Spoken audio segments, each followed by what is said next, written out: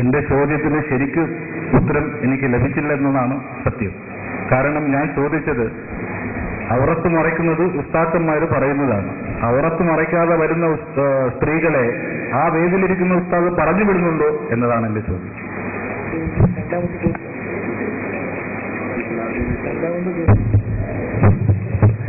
അത് രണ്ടാമത്തെ ചോദ്യമാണ്. ആദ്യത്തെ ചോദ്യത്തിനകത്ത് മറുപടി പറയുന്നത് ശരിതന്നെ എല്ലാവർക്കും ബോധ്യപ്പെട്ടു. ഇപ്പൊ പുതിയൊരു ചോദ്യമാണ്. അങ്ങനെ ആവർത്തിച്ച് ഉപചോദ്യങ്ങൾ എത്രയും ചോദിക്കാം. ആദ്യം ചോദിച്ചതല്ല, ഇത് പുതിയതാണ്. അങ്ങനെ പറയുന്നത് ഉള്ളത് വേറെ പറയാം. ശരിയാണ്, അദ്ദേഹം പറഞ്ഞു. മറ്റൊരു ചോദ്യം അദ്ദേഹത്തിന് പറയാനുള്ളത്, ഇങ്ങനെ നിർബന്ധമാണ്, സ്ത്രീകൾ എന്തുകൊണ്ട് വരുന്നു? അത് ഇൽമു പഠിക്കൽ പോകാൻ സ്ത്രീകൾക്ക് അനിവാര്യമാണ്, അതുകൊണ്ട് വരുന്നു. ശരി, എങ്കിൽ ഔറത്ത് മറക്കാത്ത സ്ത്രീകൾ അവിടെ വരുന്നുണ്ടല്ലോ, അതെന്തുകൊണ്ട് ഉസ്താദ് പറഞ്ഞ് തിരിച്ചയക്കുന്നില്ല എന്ന്? അതാണ് അദ്ദേഹത്തിന്റെ രണ്ടാമത്തെ ചോദ്യം അല്ലെ. അതിന് മറുപടി പറയുന്നു. ഇപ്പൊ ഞാൻ ഈ പരിപാടിയെ കുറിച്ച് തന്നെ പറയാം. ഈ പരിപാടിയിൽ സ്ത്രീകൾ ഉണ്ടായേക്കാം, ഉണ്ടോ ഇല്ലേ എന്ന് എനിക്കറിയില്ല. പക്ഷെ ഇവിടെപ്പോ ഞാൻ കാണുന്നിടത്തൊന്നും സ്ത്രീകളില്ല, അല്ലെങ്കിൽ അല്ലാത്തടത്ത് തന്നെ സ്ത്രീകൾ ഉണ്ടെങ്കിൽ ഞാനിപ്പോ അന്വേഷിക്കുകയാണ് അവിടെ പോയിട്ട്, ഇതിൽ പാരത്തെയാണ് ഔറത്ത് മറച്ചത്, പാരത്തെയാണ് ഔറത്ത് മറക്കാത്തത് എന്ന് ഞാൻ അന്വേഷിക്കുമ്പോൾ അതല്ലേ ഏറ്റവും വലിയ തെറ്റായി വരിക. അപ്പൊ അതുകൊണ്ട് അത് നമ്മുടെ മേലിൽ അനിവാര്യമല്ല. നമ്മുടെ ഇന്ത്യ രാജ്യം നമുക്കറിയാലോ, ഇന്ത്യ രാജ്യത്ത് മതവിധികൾ പറഞ്ഞു കൊടുക്കാനേ നമുക്ക് നിർവാഹമുള്ളൂ. അത് നിയമ നടപടിയെടുക്കാൻ നമുക്ക് നിർവാഹമില്ല. ഞാൻ പറയുകയാണ്, ഈ ഒരു സ്ത്രീ വന്നു, ഇത് പാടില്ല, തെറ്റാണ്, ഹറാമാണെന്ന് പറഞ്ഞു. ആ വന്ന സ്ത്രീ പറഞ്ഞു, ഞാൻ പോകുന്ന സ്ഥലം ഇവിടെ തന്നെ ഇരിക്കും, എന്തെങ്കിലും ചെയ്യാന്ന് വെച്ചാൽ എനിക്കെന്തെങ്കിലും ചെയ്യാൻ കഴിയുമോ? അല്ല, ഞാൻ പഠിച്ചിട്ട് ഹജ്ജടിക്കാൻ പറ്റുമോ? നമുക്കറിയില്ല, തിരുവനന്തപുരത്തിലുള്ള ഹജ്ജടിക്കാനുള്ള അവസ്ഥ നമുക്കറിയാലോ.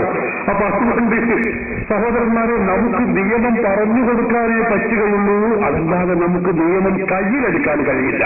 അത് രണ്ടും രണ്ടാണ്. ഒന്ന് നിയമം പറഞ്ഞു കൊടുക്കലും വിശദീകരിച്ചു കൊടുക്കലും, മറ്റു നിയമം കയ്യിലെടുക്കലാണ്. നിയമം കയ്യിലെടുക്കാൻ നമുക്ക് അവകാശമില്ല. അതുകൊണ്ട് മതവിധികൾ നമ്മൾ പറഞ്ഞു കൊടുക്കുന്നു. അങ്ങനെ സ്ത്രീകൾ അത് വാളിലേക്ക് മാത്രമല്ല, നമ്മൾ അങ്ങനെ ചില ആളുകൾ പറയും, അത് നിങ്ങളെന്താ വാളിലേക്ക് വരുമ്പോ അല്ലെങ്കിൽ സിയാറത്തിന് വരുമ്പോ തടയാത്തത്? അവിടെ മാത്രമല്ലല്ലോ ഇത് തെറ്റ്, എല്ലായിടത്തും തെറ്റെന്നെയാണ്. സിയാറത്തിന് വരുമ്പോ മാത്രം ഹറാമാവുന്നതാണ്, വാങ്ങി വരുമ്പോ മാത്രമുള്ള ഹറാമല്ലല്ലോ ഇത്. അന്യ സ്ത്രീകൾ ഔറത്ത് തുറന്നിടുക, അന്യ പുരുഷന്മാര് കാണുന്ന രൂപത്തിൽ തുറന്നിടുക എന്നത് തെറ്റാണ്. നമ്മുടെ നിക്കാഹ്, നമ്മുടെ വീടുകളിൽ നടക്കുന്ന വിവാഹം, അവിടെ സ്ത്രീകള് ഈ പുരുഷന്മാര് കാണുന്ന രൂപത്തിൽ ഔറത്ത് വെളിവാക്കൽ അവിടെയും തെറ്റാണ്. ഷോപ്പിങ്ങിന് വരുമ്പോ സ്ത്രീകൾ ഔറത്ത് തുറന്നിടൽ അതും തെറ്റാണ്.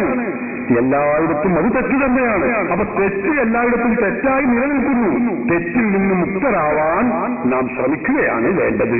ഉസ്താദാവട്ടെ പണ്ഡിതരാവട്ടെ മതവിധി പറഞ്ഞു കൊടുക്കാനേ നമുക്ക് നിർവാഹമുള്ളൂ.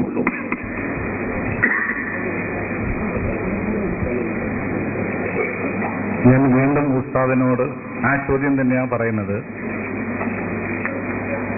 സ്ത്രീകളുടെ ഔറത്ത് മറയ്ക്കുന്നതിന് ഉസ്താദ് ഇങ്ങനെ ഒരു ന്യായം പറഞ്ഞു, കാര്യമായ ഇതാണ്, എനിക്കറിയാവുന്ന ഒരു കാര്യം കൂടിയാണ്. ശരിക്കും പറഞ്ഞാൽ ഇങ്ങനെ ഒരു വേദിയിലേക്ക് ഒരു സ്ത്രീ ഇങ്ങനെ വരുമ്പോഴേ നമുക്ക് പറയാൻ ഉസ്താദ് പറഞ്ഞവരെ നിയമം കയ്യിലെടുക്കാൻ പറ്റില്ല. അപ്പോൾ ശരിക്കും ഉസ്താദ് ഒരു ഔറത്ത് കാണിച്ചു വരുന്ന ഒരു സ്ത്രീയെ കാണുകയാണെങ്കിൽ ഉസ്താദിനും തെറ്റ് ഉണ്ടാവുമോ ഇല്ലയോ എന്നതാണ് എന്റെ ചോദ്യം. അന്യപുരുഷനെ സ്ത്രീകൾ കാണുന്നത് തെറ്റായ മാർഗമാണെന്നാണ് ഞാൻ പഠിച്ചിട്ടുള്ളത്. അതുപോലെയാണ് പുരുഷന്മാർക്കും അങ്ങനെയാണെന്നാണ് ഞാൻ പഠിച്ചിട്ടുള്ളത്. അന്യ പുരുഷന് സ്ത്രീ കാണുന്നതും പുരുഷൻ സ്ത്രീയെ കാണുന്നതും രണ്ടും തെറ്റാണ്, പാടില്ലാത്ത കാര്യമാണ്. അത് ശരി തന്നെയാണ്.